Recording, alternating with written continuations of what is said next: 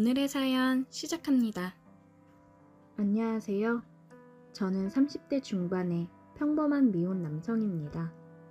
먹고 사는 게 바쁘다 보니 아직 결혼은 못했지만 주변에 많은 사람들은 이미 결혼하고 잘 사는 친구들이 많더라고요. 그 중에 제 가장 친한 친구가 작년에 결혼을 했습니다. 가장 친한 친구는 어릴 적부터 소꿉 친구였는데 여자입니다.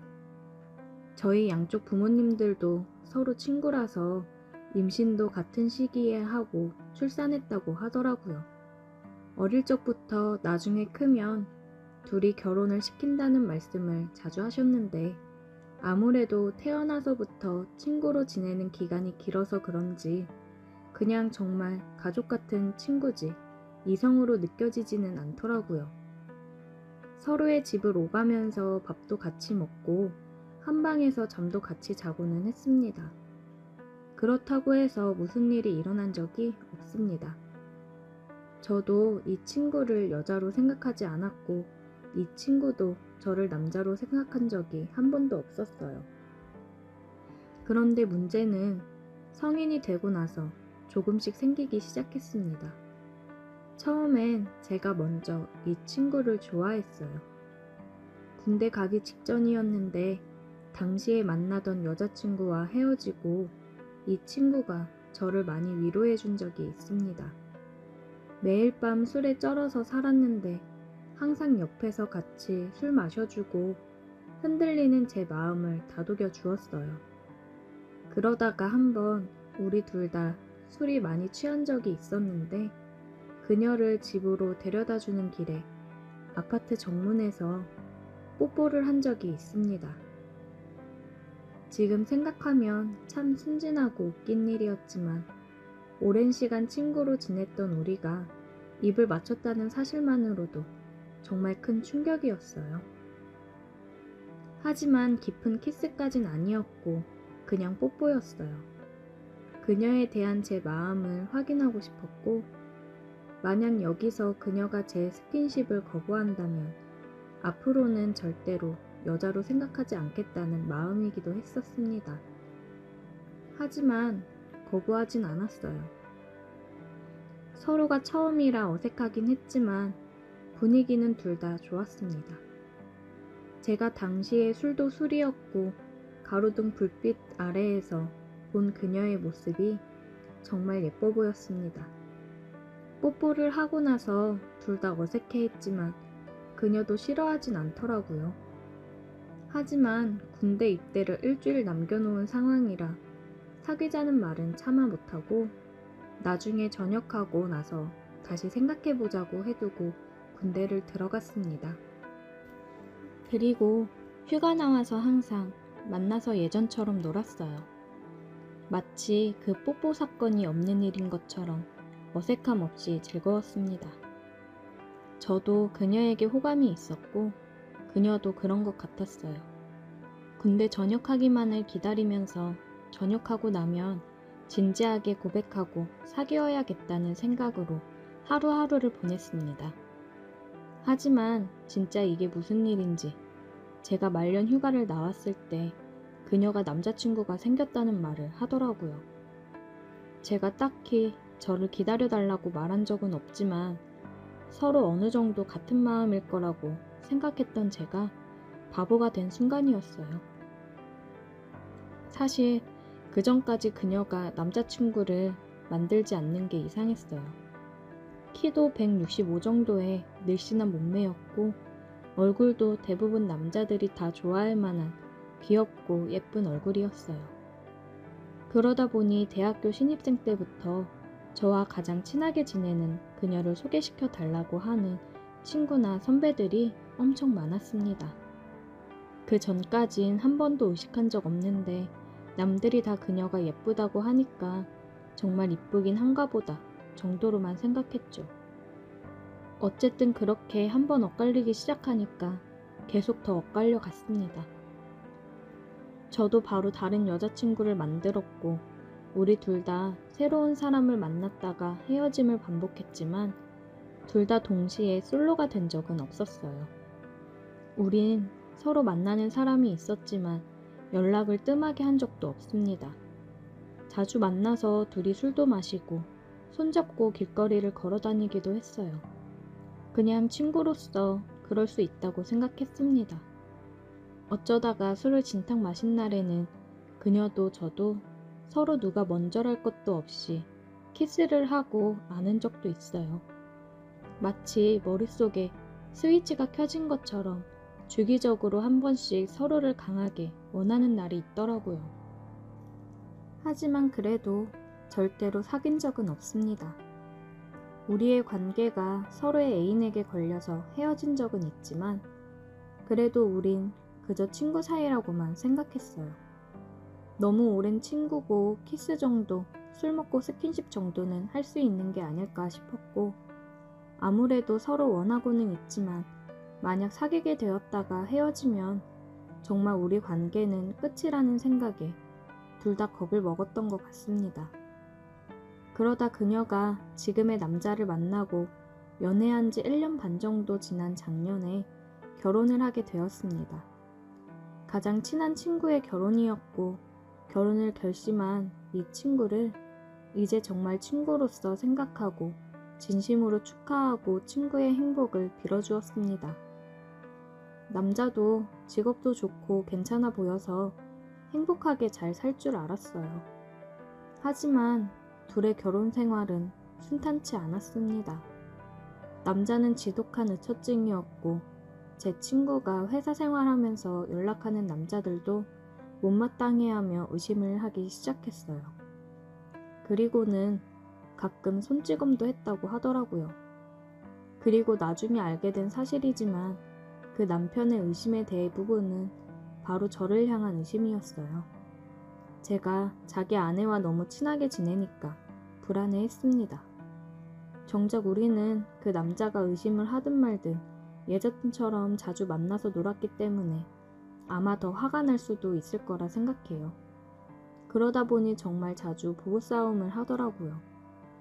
저와 단 둘이 만나서 데이트를 하는 것 때문에 남편이랑 싸웠지만 결국 그녀는 남편과 싸울 때마다 저를 찾아왔습니다.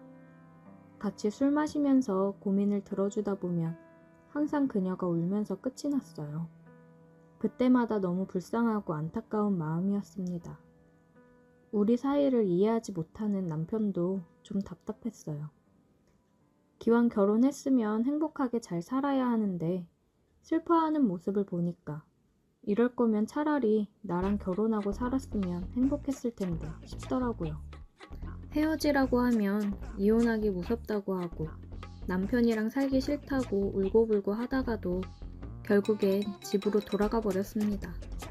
그런 그녀의 모습에 저도 점점 지쳐갔고 얼마 전에 그녀가 또다시 제게 남편과 이혼하고 싶다면서 징징대더라고요. 그래서 그냥 이번 기회에 차라리 이혼해버리라고 말을 했는데 자기는 이혼녀로 혼자 살기 너무 무섭다면서 저보고 책임질 수 있냐고 말하길래 그냥 내가 책임질 테니 당장 이혼하라고 했습니다. 결혼이든 뭐든 다 내가 책임지고 평생 데리고 살 테니까 이혼하고 나한테 오라고 단도직입적으로 이야기를 했어요. 제가 이 친구와 그 오랜 시간을 알고 지냈지만 이렇게 제 마음을 똑바로 표현한 것은 처음이었죠. 그랬더니 그녀가 놀란 토끼눈이 되어 저를 똑바로 쳐다보더라고요. 진짜 나 책임질 거야? 그렇게 말하면서 저를 쳐다보는데 그날따라 또 너무 예뻐 보였어요. 술을 마셔서 그런 건지 아니면 예전 20대 초반에 그 마음이 다시 떠올랐는지 모르겠지만 아무튼 너무 예뻐 보여서 그녀가 유부녀인 것도 있고 키스를 해버렸습니다. 그 전까지 키스를 한 적이 몇 번 있지만 그건 보통 술 먹고 서로 삘 받아서 앞뒤 생각 안 하고 한 키스라면 이번엔 달랐어요.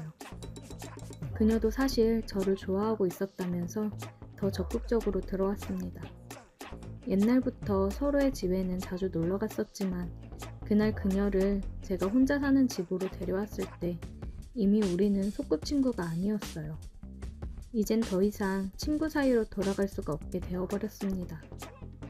다음날 우리 집에서 같이 눈뜨고 그녀가 차려준 아침밥을 먹었어요. 더 이상 그녀가 친구로 보이지 않더라고요. 너무 예쁘고 사랑스러운 한 사람의 여자였습니다. 함께 아침을 먹고 그녀를 집으로 다시 데려다줬고 그 뒤로 남편과 바로 이혼 진행을 하더라고요. 결혼 기간이 짧아서 그런지 이혼하는 데까지 시간이 많이 걸리진 않았어요. 그래서 지금은 이혼녀가 되어 있습니다. 그녀의 집에서도 이혼한다고 해서 부모님들이 난리가 났었지만 저와 정식으로 만난다고 하니까 어느 정도 화를 풀고 이해하는 분위기입니다. 그리고 한 가지 더 재미있는 사실은 지금 우리 집에서 같이 살고 있어요. 이혼하고 부모님 댁으로 들어가지 않고 그 혼수 들고 제 집으로 왔습니다. 집도 있고 혼수도 있고 이제 그냥 결혼만 하면 될 것 같아요. 정말 멀리 돌아오고 비록 그 과정에서 그녀가 다른 남자와 결혼까지 하고 돌아왔지만 이제라도 맞는 짝을 만나서 다행이라고 생각합니다. 다시는 헷갈리지 않고 다른 사람에게 뺏기면 안 될 것 같아요. 오늘의 사연 여기까지입니다. 오늘도 들어주셔서 감사해요. 구독, 좋아요, 알림 설정 부탁드려요. 안녕하세요. 저는 30대 중반의 남성입니다. 요즘 처가랑 정말 돌이킬 수 없을 만큼 사이가 멀어졌습니다. 제 친구가 그래도 어른인데 좋게 타일러서라도 해결해야 되지 않겠냐는 헛소리를 하길래 제 삶을 한번 이렇게 조언해보고자 보내봅니다. 정말 여러분들이라면 이런 상황에서 좋게 말할 수가 있는지 저는 그나마 제가 신사적이라고 생각을 하거든요. 제 이야기를 말씀드리자면 저는 20대 때부터 재테크를 참 좋아했습니다. 여기서 재테크라는 것은 말 그대로 이 세상의 돈 흐름을 알아내서 이익을 창출하거나 관리하는 기술을 말합니다. 어렸을 적 금수저 마냥 부잣집에서 태어난 것도 아니고 직장에서도 월급을 크게 받은 건 아니었지만 그래도 제가 다니는 직장 특성이 정년까지 보장이 되고 연금도 나오는 직업이라 대출 같은 게 정말 잘 나왔습니다. 우리나라에서는 정상적으로 돈을 모아 저축해서는 평생 죽을 때까지 돈을 모아도 내 집 마련 자체가 불가능한 구조이더군요. 처음에는 재테크를 하기 위해 안 쓰고 안 먹고 해봤는데 겨우 안 먹고 안 쓰고 해봐야 모아지는 돈이 제가 만족할 만한 돈이 될 수는 없었습니다. 게다가 그나마 최소한의 수준으로 쓰던 걸 줄이게 되니 삶의 질이 너무나도 떨어지게 되더라고요. 옷이라든지 모임이 있을 때 식사비라든지 그래도 제가 이대로 살면 안 되겠다고 다른 방법이 필요할 것 같은데 고심하던 중에 직장 선배가 가르쳐줬습니다. 그때 배웠던 게 바로 부동산이었습니다. 한국은 부동산 불패의 나라라고 불리울 정도로 빚을 내서라도 잘만 사두면 몇 년만 지나도 정말 2배 이상 오르는 경우가 많다고 했고 그때부터 정말 부동산에 대해서 틈만 나면 공부를 하기 시작했습니다. 선배도 관심을 가지고 공부하면서 질문하는 제가 기특했는지 본인이 공부했던 알짜배기 내용들까지 알려줬습니다. 그 선배도 저랑 월급도 비슷한데 부동산으로 이미 2억 이상이나 벌었던 상태였죠. 저는 생각해보면 참 운이 좋았던 것 같습니다. 청약을 통해서 흔히 말하는 확률이 로또라는 게 걸렸고 그 뒤로는 그 로또 받은 아파트를 잘 팔아서 그 돈으로 피를 주고 분양권을 구매해서 이득을 몇 천만 원씩 불려나갔으니까요. 하지만 초심자의 행운이었던 건지 그렇게 피를 주고 집을 사다가 부동산 정책과 맞물려서 집을 3채나 떠안게 되었습니다. 제가 가진 아파트를 팔 수도 없는 상황에서 잘 팔리지 않은 아파트만 2채가 추가되자 세금부터 관리비에 담보대출로 받은 어마어마한 빚까지 정말 숨이 막힐 정도로 엄청난 빚과 이자가 생기더군요. 그때 제 아내를 처음 만났습니다. 아내는 같은 업종 종사자였고 저랑 근무지가 다른 곳의 사람이었습니다. 제가 근면 성실하다며 직장 동료가 소개시켜줬던 여자였죠. 사실 솔직히 그 당시에는 빚과 이자를 갚느라 허덕이던 때라 여자를 만날 때도 아니었는데 문득 지금 때가 아니라고 이런 타령만 하다가는 언제 이 빚을 다 갚고 여자를 만나 연애를 해볼지 아득해서 만나보았습니다. 아내는 참으로 단아한 느낌의 딱 현모양처 같은 스타일이었죠. 집안의 장녀로 자라나서 지금의 직업을 가지기까지 정말 공부만 열심히 하고 살아온 여자였습니다. 당연히 저도 이상적인 배우자라 너무 마음에 들었고 적극적인 구애를 했으나 제 현재 상황이 데이트 비용 자체가 너무나도 부담스럽더군요. 이자를 내고 나면 생활비를 걱정해야 되는데 그 생활비가 데이트로 나가니까요. 그런 저의 기색을 느꼈는지 아내가 혹시 재정적인 문제가 있냐고 물었고 그래서 솔직하게 다 말했습니다. 그러자 계산이 빨랐던 아내는 어떻게 그런 걸 다 계산해 보더니 제 월급만으로 그 빚을 다 갚는데 30년을 잡아주더군요. 그러면서 웃으면서 만약 우리 둘이 갚으면 15년이면 집이 새 채 생기는 거 아니냐는 말에 저는 정말 감동을 받았었습니다. 사실 어떤 여자가 연애 초기에 남자가 빚에 휩싸여서 데이트 비용도 없다는 말이 달가울까요? 물론 아파트를 전체적으로 정리하면 몇 억의 돈이 생기는 점은 있으나 문제는 현실적으로 지금 당장 돈이 없는 사실이었으니까요. 그래서 저는 그런 아내에게 감동을 받았고 아내는 그 이후로도 자기 일처럼 적극적으로 나서서 집 빚을 갚기 위해 전세를 내놓기 위한 노력으로 알아보거나 저랑 같이 돌아다니면서 부채를 줄이기 위한 적극적인 매매를 알아보는 등 여러모로 엄청난 도움을 줬습니다. 그러면서 근사한 데이트 한번 못 시켜줬는데 아내는 저에게 항상 밥을 사고 데이트 비용 또한 대신 내주며 저보고 말하길 절대 기죽지 말고 나중에 우리가 결혼하면 그때 다 갚으라고 말하면서 웃더군요. 이 여자가 이런 식으로 나오는데 어떻게 이 여자랑 결혼을 안 할 수가 있겠습니까? 사귄 지 반년도 안 돼서 이런 마음 처음이라고 그때부터는 결혼하자고 졸랐고 아내는 그래도 1년은 만나봐야 되지 않겠냐고 거절을 했으나 저희 간곡한 매달림 끝에 결국 허락을 해주었습니다. 제 인생은 이런 여자를 만나서 앞으로 탄탄대로일 것만 같았지만 현실은 그렇게 녹록지 않더군요. 아내는 제가 처가에 처음 인사를 드리러 갈 때 제 눈치를 보면서 자기 어머니가 사실 좀 성격이 괄괄하시고 장난이시니 걸러 들으라고 말했습니다.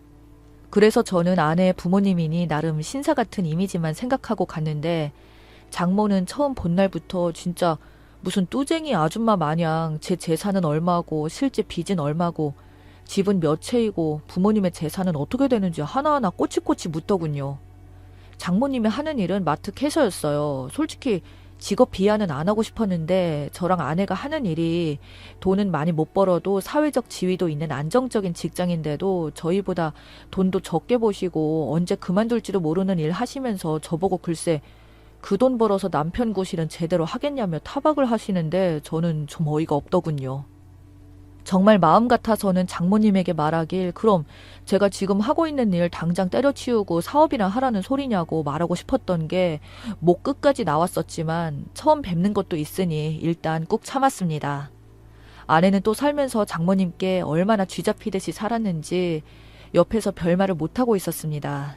집안 분위기를 보아하니 이 집안은 근엄한 장인어른과 착한 딸인 제 아내 그리고 개념 없는 장모와 그 장모가 애지중지하는 처남이라는 분위기를 처음 인사드리러 간 날 알게 되었었죠.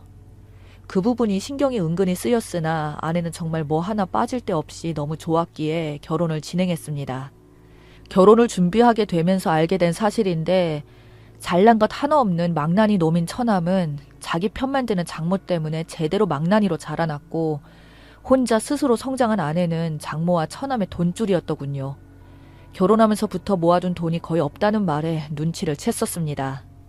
그나마 없던 돈에서 제 생활비를 지원해주고 밥 먹여주고 한 아내를 보니 당신 대체 왜 이렇게 바보처럼 사냐고 제가 구박까지 했어요. 아내는 그래도 가족이라 거절 못했다는 말에 그럼 우리 결혼하고도 그럴 거냐고 하니까 선뜻 대답을 못하길래 그 부분을 제가 결혼하기 전에 단판을 지었습니다. 그러자 장모가 한다는 소리가 제가 무능력해서 자기 딸의 돈을 탐낸다길래 그 말 그대로 돌려줬습니다. 장모님이 무능력하셔서 열심히 자립해야 되는 딸의 돈 지금까지 탐내고 사셨으면 이제는 놓아주라고 했어요. 그 말에 아주 집안이 그냥 발칵 뒤집히며 난리가 났었지만 장인어른께서는 저를 보며 장모가 말이 좀 지나쳤으니 사과하라고 말씀하시면서 이어서 말씀하시길 장모와 처남에게는 더 이상 출가 외인인 아내의 돈을 탐하지 말라고 이 시간 이후부터 탐하는 순간 이 집구석의 모든 재산은 제 아내의 명의로 모두 돌리겠다고 말을 하니까 다들 불만투성이인 얼굴로 일단락 지어졌습니다. 저희 결혼할 때 제 빚이 듬뿍 들어간 집도 있었지만 저희 본가에서는 1억 원을 지원해 주셨고 장인어른께서도 5천만 원이나 주셨습니다. 그 돈으로 저희 결혼식 다 하고 신혼집까지 차려서 잘 살았네요. 아내는 고맙다며 말을 했으나 이상하게 저는 불안했고 아내 명의로 된 카드 전부 해제하고 혹시나 몰라서 제 카드를 대신 주면서 아내 월급까지 전부 다 제가 관리하게 되었습니다. 그리고 제 집 한 채를 아내와 공동 명의로 바꿔줬어요. 그 후로는 그 집부터 빚을 갚아나가기 시작했었죠. 저희가 사실 애도 없었기에 그저 돈만 벌면 되었었습니다. 그러던 중에 아주 큰 화제거리가 생겼어요. 바로 집값이 많이 올랐던 겁니다. 세 채 중에 한 채가 크게 올라서 그 집 전셋값만으로도 나머지 담보 대출금을 모두 상환할 수 있을 정도가 되었고, 그러자 빚이 없어지자 이제는 빚을 갚는 게 아니라 돈들이 역으로 쌓이기 시작했어요. 그래서 애까지 가지게 되었습니다. 그때까지는 정말 행복했습니다. 빚도 없어지니 저희 생활 수준도 많이 올라가게 되었고 더 이상 힘들게 살아야 할 이유 따위도 없었으니까요. 장인어른도 처음에는 제가 그렇게 무턱대고 집을 세 채나 들고 있어서 걱정을 많이 하셨으나 이제는 저에게 선견지명이었다며 사위가 잘 되니 든든하다며 저희 딸아이를 그렇게 이뻐하셨는데 장모랑 처남은 뭐가 그리 불만인지 자기 손녀이자 조카인데도 단 한 번을 거들떠보지도 않고 본체 만체 하더군요. 저는 사위 노릇 제대로 했습니다. 명절이나 장모님 생신날 선물도 나름 제일 비싼 걸로 보냈고 저희 엄마보다 더 비싼 걸로 꼬박꼬박 챙겨줬었습니다.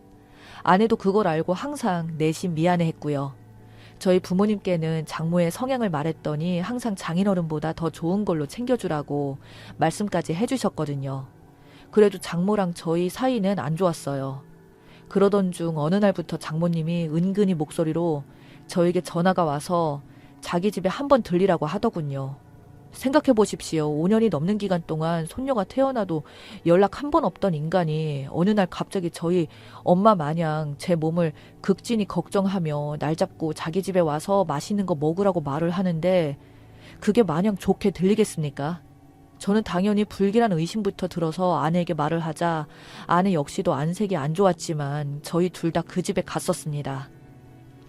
그날 명절에도 못 받아본 사위상을 5년 만에 처음으로 받아봤습니다. 그러면서 어찌나 친한 척을 하며 우리 사위 고생이 참 많다는 둥 말들을 계속 돌려서 빙빙 하더군요. 분명히 뭔가 요구하고 싶은 게 있구나라는 걸 직감적으로 느꼈습니다. 그렇게 한참을 본심을 감추고 저의 칭찬을 늘어놓던 장모가 슬슬 본심을 드러내더군요. 처남이 곧 결혼을 한다는 겁니다. 그런데 처남이 그 새색시한테 자기 집이 있다고 이미 큰 소리를 뻥뻥 쳐놨다더군요. 그런 말까지 들었을 때는 설마 했습니다. 그러더니 아니나 다를까 아내 명의로 된 그 집을 처남 명의로 하자는 겁니다. 어차피 지금 팔 생각도 없을 테니 그렇게 가지고 있으면 뭐 하겠냐며 가족 좋은 게 좋은 거 아니냐며 달라고 하더군요. 그래서 저는 이 집을 전세로 달라고 말씀하시는 거냐고 말하니 장모는 아니라고 그냥 처남 명의로 달라고 하더군요. 그 말을 듣자마자 진짜 웃음밖에 안 나오더군요. 지금 장모님, 이 말씀 정말 진심으로 하는 말씀이세요?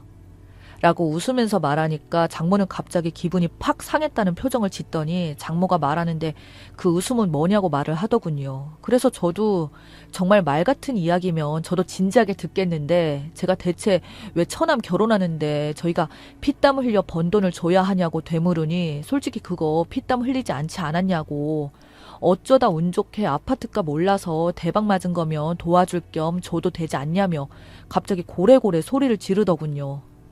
와, 진짜 사람이 어떻게 이럴 수가 있죠?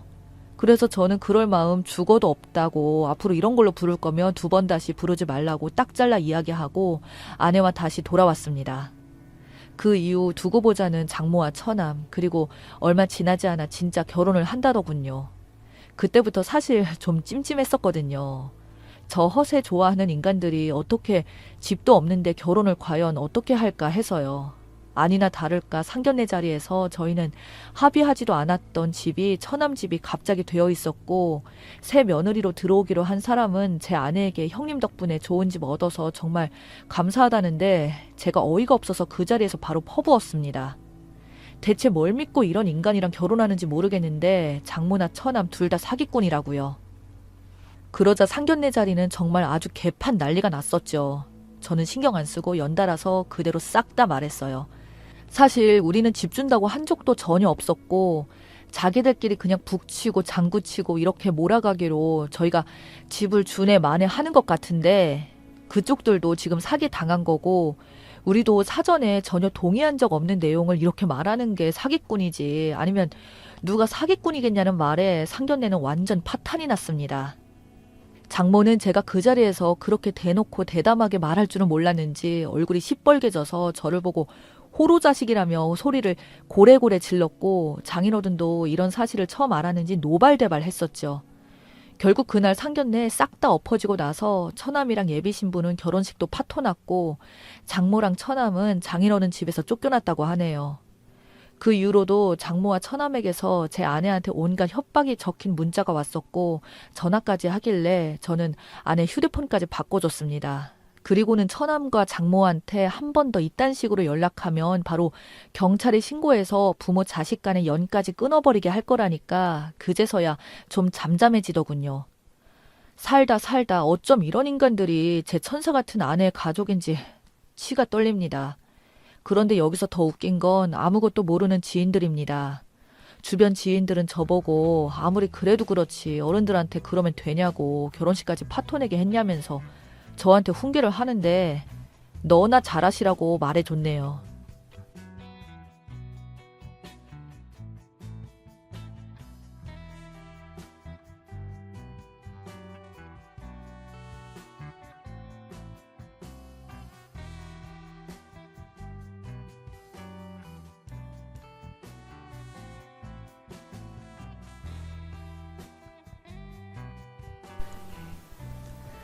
저는 40대 초반에 아들을 둘이나 둔 엄마입니다. 지금의 남편은 두 번째 남편이에요. 제가 재혼을 했거든요.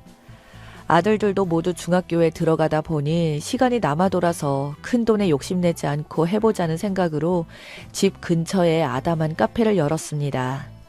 테이크아웃 전문점이지만 그동안 공부해왔던 아이스티나 직접 담근 차들과 생과일 주스를 팔고 있어요. 낮 시간에는 저희 카페로 애기 엄마들이 하나 둘씩 모여서 동네 사랑방처럼 이야기꽃을 피우다 가곤 합니다. 그래서 이런저런 잡다한 일들을 다 들으면서 시간이 금방 흘러가 버리고 했습니다. 웬만한 아파트에서 일어났던 일들은 이런 대화들 사이에서 금방 알게 되었어요. 그날도 그중 한 젊은 엄마 입에서 흥미로운 얘기를 들을 수 있었죠. 있잖아요. 우리 윗집에 새로 이사를 왔는데요. 저희 시어머니 나이대랑 비슷한 것 같은데 아주머니가 이사 왔다고 떡을 싸들고 오셨더라고요. 며느리가 있다는 말을 하지 않는 거 보니까 아들이 아직 결혼을 하지 않은 것 같은데 그 아주머니가 자주 오진 않고 한 번씩 과일 같은 걸 가져다 주세요. 그런데 말이죠. 세상에 이사 온 지 며칠도 안 돼서 위층 때문에 기절초풍하는 줄 알았잖아요. 아우 남사스러워서 내가 다 부끄러워서 내가 딴 데서 말도 못하고 여기서 말하네요. 그러자 저를 포함해서 거기에 모여 한잔하던 애기 엄마들과 머리를 맞대가며 마치 비밀스러운 얘기를 듣는 것처럼 다 모여서서 귀를 쫑긋 세웠습니다. 세상에 있잖아요. 새벽 4시쯤? 5시쯤 됐을까요? 안방에서 잠들어 있는데 안방 창문이 얼마나 흔들거리고 진동을 하는지 잠에서 깼어요. 저나 남편이나 깨서 이게 무슨 소리냐고 처음에 지진이 났나 이런 생각을 했어요. 그런데 남편이 창문 베란다 쪽을 살펴보니 그건 아닌 것 같고 바로 위층 집에서 나는 소리더라고요. 이해가 되셨어요? 저는 그런 경우는 처음이라 엄청 놀랐는데 남편이 저보고 그러더라고요. 위층 집 안방 침대가 위층 집 창문에 부딪히는 바람에 나는 소리라고요. 얼마나 대단한 거사를 치르기에 이렇게 아랫집에 어마어마한 진동을 일으키는지 기가 막히더라고요. 그렇게 벼락치는 소리가 났는데 대체 어떻게 그런 소리가 나는 건지 황당했어요. 저와 남편이 그 소리에 깨고 나서는 아침까지 소리가 끊이지 않지 뭐예요. 위층에는 할머니 정도 되는 아주머니가 아들이랑 사시는데 그 진동이 아랫집으로까지 갔으면 저희 부부를 의심했을 거 아니냐고요. 민망해 죽는 줄 알았어요. 그래서 다른 새댁들이 물었어요. 그래서 어떻게 했어요? 올라가서 말해야 하지 않아요? 내 입으로 그걸 어떻게 말해요. 그냥 남편이 더 두고 보다가 계속 이러면 나한테 직접 가서 말해야겠다고 하더라고요. 그런데 있죠. 세상에나 분명히 그 아줌마와 아들이 혼자 살고 있다고 했는데요. 그 다음날도 계속 그러는 거예요. 3일 연속으로 그렇게 다른 집에 피해를 주면서 일을 치르고 있는데 생각해보세요. 3일을 잠을 못 자게 하니까 화가 나겠어요? 안 나겠어요? 두 번째 날에는 거실로 나와서 잠이 들려고 했는데요. 그런데도 진동이 느껴지면서 창문이 부딪히는 소리가 나는데 환장하겠더라고요. 남편이 그 새벽에 당장 올라가서 말을 해줘야겠다고 하는데 제가 극구 말렸어요. 한참 신이 나서 그러고 있는데 좋아하겠냐고요. 이웃 사촌인데 서로 인상 쓰지 않고 말하는 방법이 있을 거라고 참 뭐라고 했어요. 다음날 또 그러면 정말 말을 하자고요. 그런데 역시나 그 다음날도 그러더라고요. 남편이 잠을 자려고 아예 거실에 이불을 펴놓고 잤는데도 소리가 어찌나 큰지 여전히 잠을 잘 수 없어서 남편이 퇴근 후에 위층집 남자를 만나보겠다고 했어요. 그런데 기가 막힌 것은 아랫집 할머니가 그 오후에 저한테 찾아와서 그러더라고요. 새댁 남편하고 금술이 좋은 거 알겠으니까 살살 좀 해. 몇십 년을 더 산 어른으로서 생각해서 해주는 말인데 그렇게 하다가는 나중에 남편 잡아먹는 년이라고 손가락질 받아. 옛말이 하나 틀린 말이 없네. 그렇게 남편 기를 다 빨아먹으면 어떻게 하나. 적당히 좀 해. 그러시길래 아니에요. 할머니 제가 그런 게 아니라고요. 아주머니가 잘못 들으셔서 그럴 수 있는데 위층집 새로 이사 온 아저씨가 그런 거라고 사정 얘기를 해드렸더니 그랬었냐고 하시더라고요. 원래도 아랫집 할머니가 잠도 잘 들지 않고 해서 늦은 밤에 잠이 들곤 했었는데 새벽에 창문 치는 소리 때문에 3일 동안 잠을 설쳤다면서 어디 금술 좋은 사람이 있는가 보다 고 할머니가 기침을 하셨어요. 그렇게 해서 겨우 오해를 풀었는데 더 이상 안 되겠다 생각이 들어서 남편이 퇴근 후에 2층 집에 올라갔어요. 그런데 남편이 올라가기 전에는 심각하게 말해주려고 했는데 막상 그렇게 못하겠더래요. 그래서 딱 그 말만 해주고 왔대요. 아랫집에 사는 사람인데요. 새벽에 침대와 창문 부딪히는 큰 소리 때문에 저희 집과 저희 집 아랫집에 사시는 어르신들도 잠을 못 자고 있어요. 나이도 남편보다 많아 보이길래 적당히 하시라고. 그리고 아직까지 젊은 부부 이사와서 산 적도 있지만 한 번도 그런 적이 없었다고.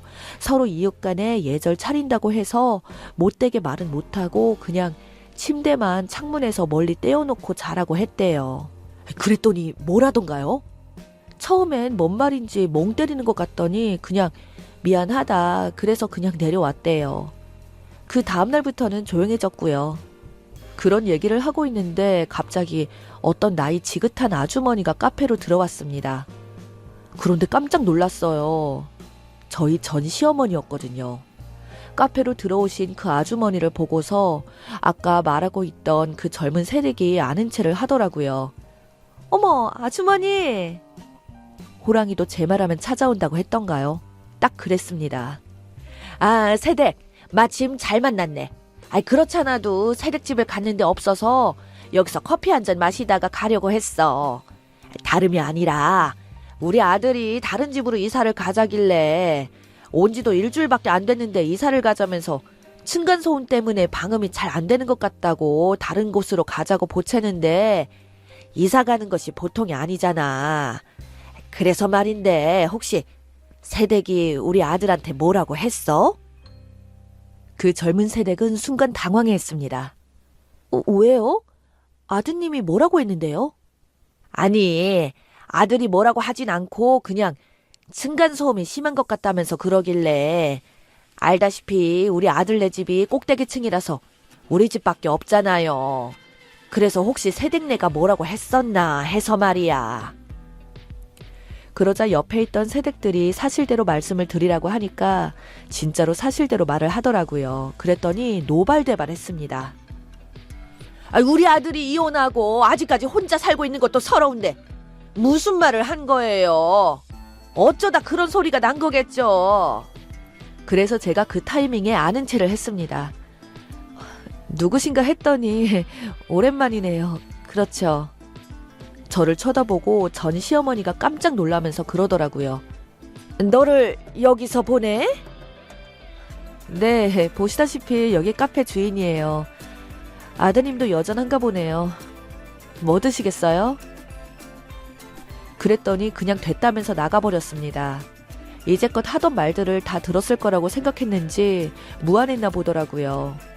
동네 새댁들한테 전 남편의 어머니이고 사실 위층에 사는 그 남자는 전 남편이었던 것 같다고 말했어요.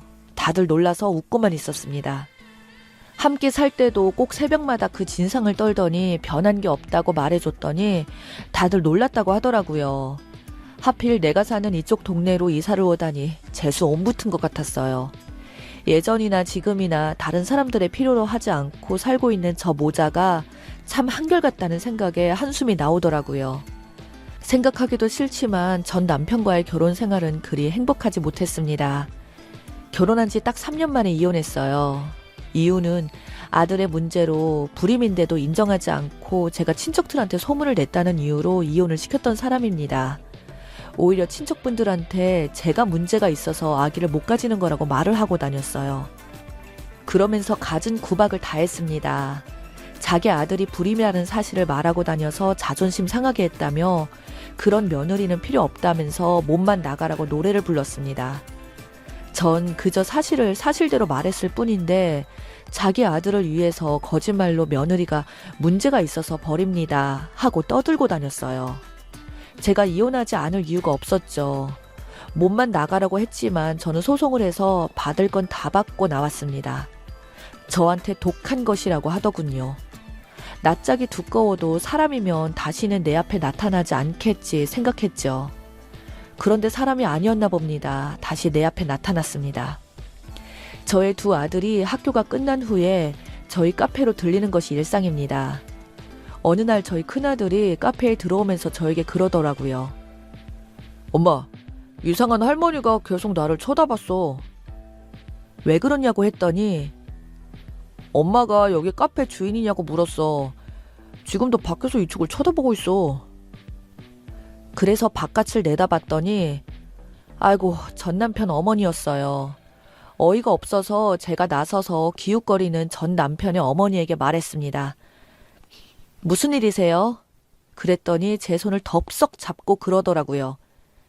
내가 내 아들한테 물어봤더니 너희들 이혼한 후에 몇 번 만났다 했는데 혹시 저 애가 내 아들 자식 아니냐? 어이가 없어서 손뿌리치고 똑바로 말해줬습니다. 미치고 환장하겠네요. 어디서 회개망측한 소리를 다 하고 있어요? 내 아들은 내 아들이지 당신들 피 하나도 안 섞었거든요. 재혼해서 잘 사는 전 며느리를 보니까 배가 아프세요? 내 앞에 절대 나타나지 마세요.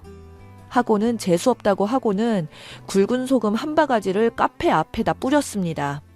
그런데도 그 다음날도 계속해서 큰아들이 올 시각에 카페에 서성이다가 큰아들이 이리저리 대놓고 뚫어져라 쳐다보니까 제 큰아들도 상당히 불쾌했습니다. 저는 아들에게 신경을 쓰지 말라고 했고 할머니가 치매기가 있어서 그런지 자기네 손자와 닮았다고 한다고 했었죠. 그 다음날에 카페 문을 열자마자 기다렸다는 듯이 갑자기 카페에 들어와서 한바탕 하는데 어이가 없었어요. 내 아들의 자식이 틀림없어. 내가 한참을 봐도 내 아들과 딱 닮았더라.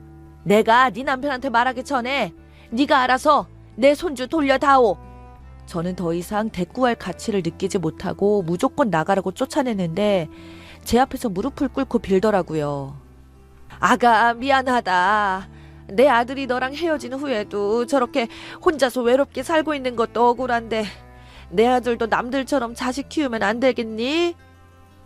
라고 하면서 말도 안 되는 소리를 짓거렸어요.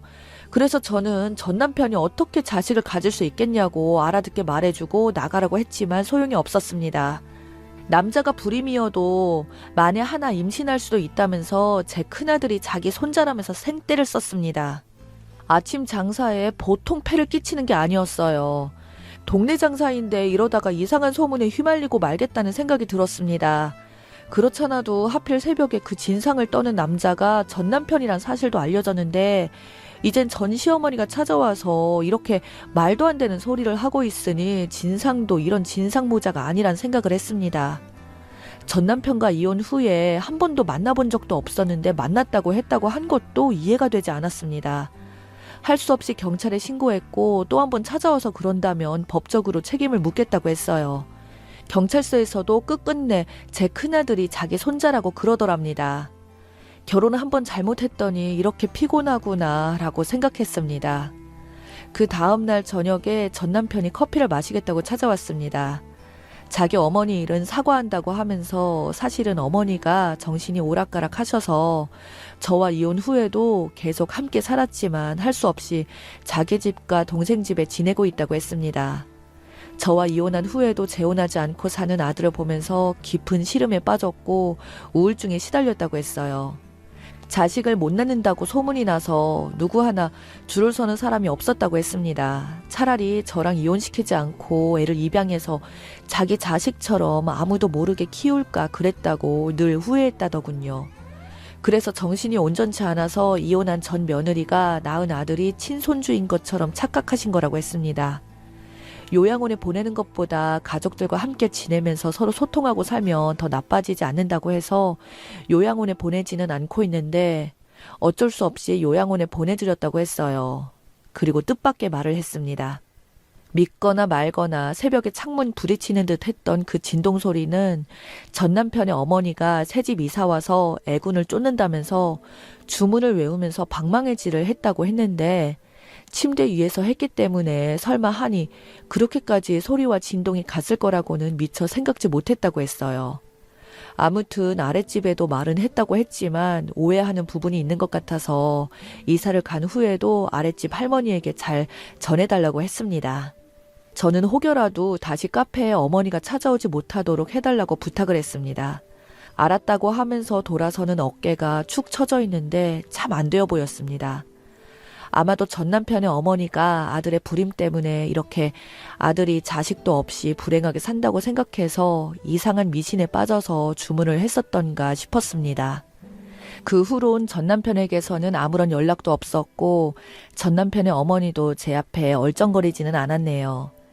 나날이 커가는 듬직한 두 아들들을 보니 제가 그때 전 남편의 어머니가 그렇게 몸만 나가라고 하지 않았으면 이런 좋은 시절을 만날 수 있었을까 싶어서 그때 이혼한 걸 참 다행이라고 생각합니다.